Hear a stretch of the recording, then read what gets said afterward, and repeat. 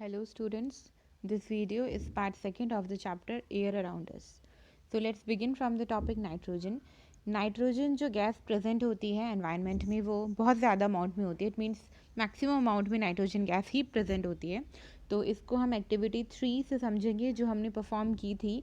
उसमें ऑब्जर्व किया था कि जो एयर होती है वो प्रेजेंट थी ग्लास बॉटल में even after the candle blew out. Candle blew out होने के बाद भी एयर प्रेजेंट थी बॉटल में, राइट.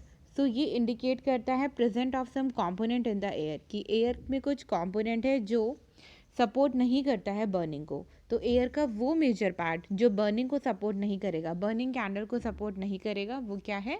नाइट्रोजन है. Next is carbon dioxide. Carbon dioxide को हम कैसे समझ सकते हैं, कि हम इसको कैसे ऑब्जर्व करते हैं. Suppose you are in a closed room and if there is some material that is burning. Room में कुछ मटेरियल है जो बर्न हो रहा है, तो क्या होगा, कुछ टाइम के बाद आप सफोकेशन फील करने लगेंगे. तो ये क्यों होता है? Because of the excess of concentration of carbon dioxide.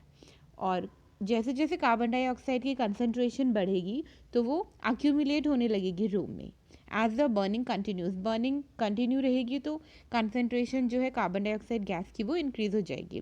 Carbon dioxide जो होती है वो क्या बनाती है? स्मॉल पोर्शन बनाती है एयर का around us. Plants and animals consume करते हैं ऑक्सीजन रेस्पिरेशन के लिए और प्रोड्यूस करते हैं वो carbon dioxide. And plants and animals matter also consume oxygen on burning and produces mainly carbon dioxide and a few other gases. It means plants और animals जो matter है वो ऑक्सीजन कंज्यूम करेगा, लेकिन जब हम बर्न करेंगे तो क्या होता है? कार्बन डाइऑक्साइड गैस और उसके साथ में कुछ और गैसेस भी रिलीज होती है.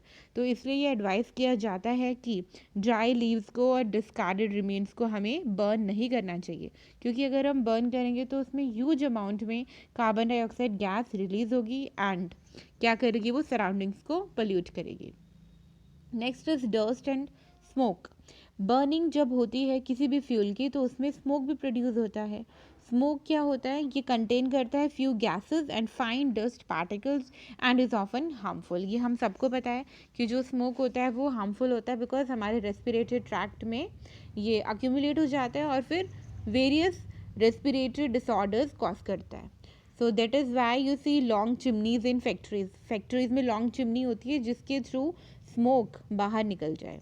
ठीक है, और ये हमारे नोजेस तक, मीन्स हम तक तो नहीं पहुंच पाता, लेकिन brings it closer to the birds flying up in the sky. Means जो बर्ड्स फ्लाई कर रही है स्काई में वहाँ तक ये स्मोक इजीली पहुंच जाता है. तो जो डस्ट पार्टिकल्स होते हैं ये हमेशा प्रेजेंट होंगे एयर में, राइट. तो अगर आप इसको ऑब्जर्व भी कर सकते हो as shown in figure 15.7, observing presence of dust in air with sunlight. आप इसे कैसे ऑब्जर्व कर सकते हैं? एक डार्क रूम है और उसमें एक डोर है जो कि ओपन है किसी भी विंडो से या फिर कोई small opening, small hole, just a little. तो इस तरह से होता है कि वो वहाँ से सनलाइट को अलाउ हो जाए रूम में एंटर करने के लिए, जैसे कि फिगर में दिखाया है. तो इसमें अगर आप केयरफुली ऑब्जर्व करेंगे तो आपको एक बीम दिखाई देगी सनलाइट की. तो ये जो बीम होती है इसमें स्मॉल स्मॉल पार्टिकल्स होते हैं. These small particles are just dust particles होते हैं ये, right. So during winters you might have observe similar beam of sunlight filter through the trees. और विंटर्स में आपने ये बीम ट्रीज के थ्रू भी आती हुई देखी होगी, फॉरेस्ट में या कहीं बहुत जैसे लार्ज अमाउंट में ट्रीज होते हैं तो वहाँ से आप इनको ऑब्जर्व कर सकते हो. तो उसमें आपको डस्ट पार्टिकल्स अपीयर होंगे. This shows that air contain dust particles. अब इनकी जो प्रेजेंस होती है डस्ट पार्टिकल्स की एयर में वो वेरी करती है time to time and from place to place. तो we inhale air when we breathe through our nostrils. Fine hair and mucus are present inside the nose to prevent dust particles from getting into the respiratory system. तो अब अगर हम air को जब हम inhale करते हैं तो हमें पता है कि एयर में डस्ट पार्टिकल्स भी प्रेजेंट होते हैं, right.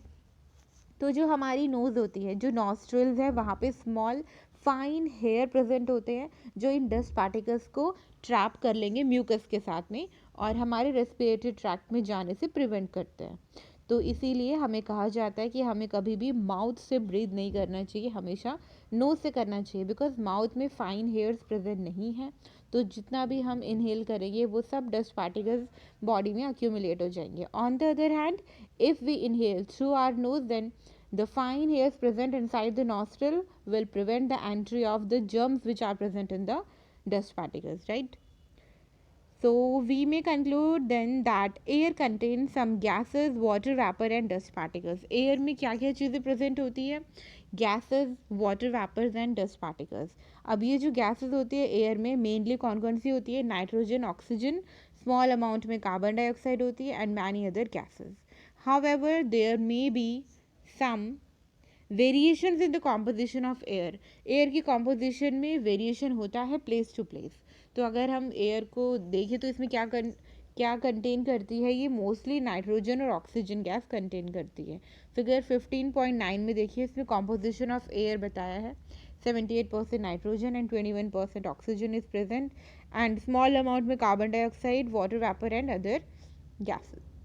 In fact, these two gases together make up 99% of the air. Means nitrogen और ऑक्सीजन ये दोनों गैस मिलके 99% कॉम्पोजिशन बना देती है एयर का, और जो रिमेनिंग 1% है वो कॉन्स्टिट्यूट होता है by carbon dioxide and a few other gases and water vapour. So students, I hope this topic is clear to you. Next we will discuss in our next class. Thank you.